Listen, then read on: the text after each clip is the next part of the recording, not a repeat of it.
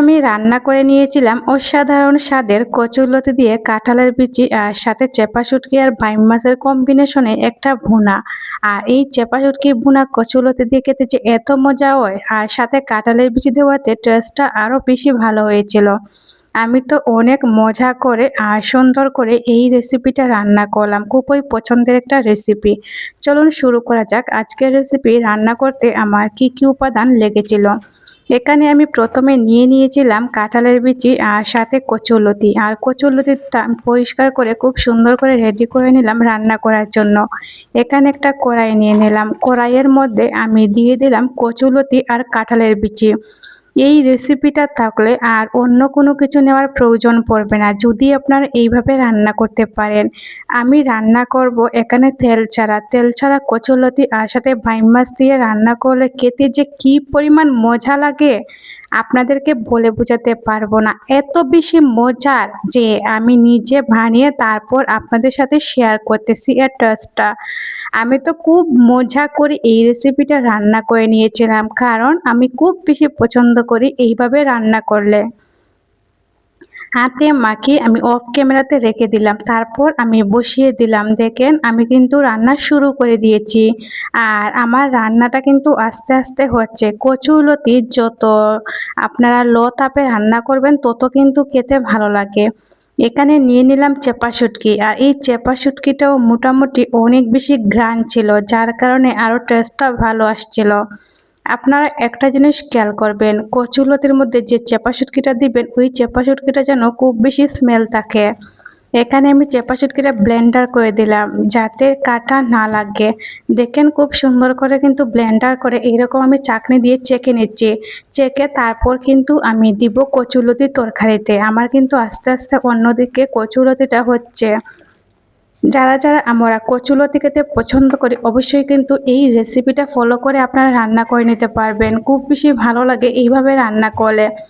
এই যে দেখেন আমার কিন্তু আস্তে আস্তে হচ্ছে, যার কারণে আমি একটু হালকা পাতলা নাড়াচাড়া করে দিচ্ছি। যে দেখছি আমি কিন্তু ফার্স্টে তেমন একটা পানি দিই না, অল্প একটু পানি দিয়ে মানে বসিয়ে দিলাম যাতে নিচে না লেগে যায়। অল্প পানি দিয়ে আস্তে আস্তে পানি দিয়ে কিন্তু আপনারা এই কচুরলতিটা রান্না করে নিতে পারেন। একসাথে যেহেতু কাঁঠালের বিচি আর কচুরলতিটা দিয়ে দিয়েছিলাম, যার কারণে আমি একটু পানি দিয়ে দিব পরে। এই যে দেখেন আমার কিন্তু আস্তে আস্তে হচ্ছে কচুরলতিটা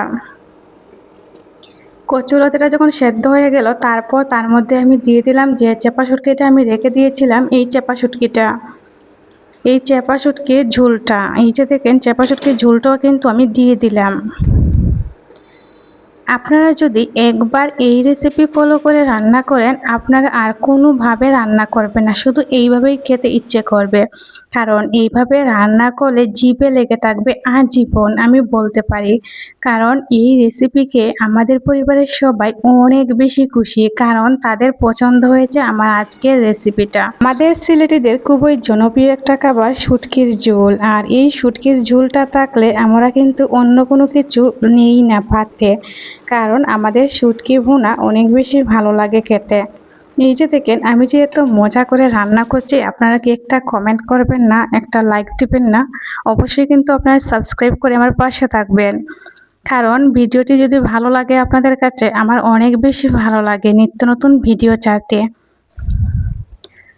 আশা করছি আপনারা সবাই আমাকে সাবস্ক্রাইব করে আমার পাশেই থাকবেন। এই যে দেখেন আমি এখন খুব সুন্দর করে পরিবেশন করে নিচ্ছি। একটা মানে এইরকমভাবে সুন্দর করে পরিবেশন করতে কার না ভালো লাগে, আমার তো ভীষণ ভালো লাগে। আর যখন আমি নিচ্ছিলাম একটা বাটিতে তখন তো আমার জিভে জল চলে আসছিল, কারণ এই রেসিপিটা আমার অনেক বেশি পছন্দের একটা রেসিপি। বিশেষ করে আমার হাজব্যান্ডও কিন্তু আমার হাতের এই রেসিপিটা খেতে প্রায়ই চান, আর আমার হাজব্যান্ডকে কিন্তু আমার খাওয়াতে হয় এই রেসিপিটা রান্না করে অনেক খুব বেশি পছন্দ করেন। এখন একটা প্লেটের মধ্যে নিয়ে নিচ্ছি গরম গরম ভাতের সাথে, আর এই রেসিপিটা যদি থাকে আর তো কোনো কিছু লাগবে না।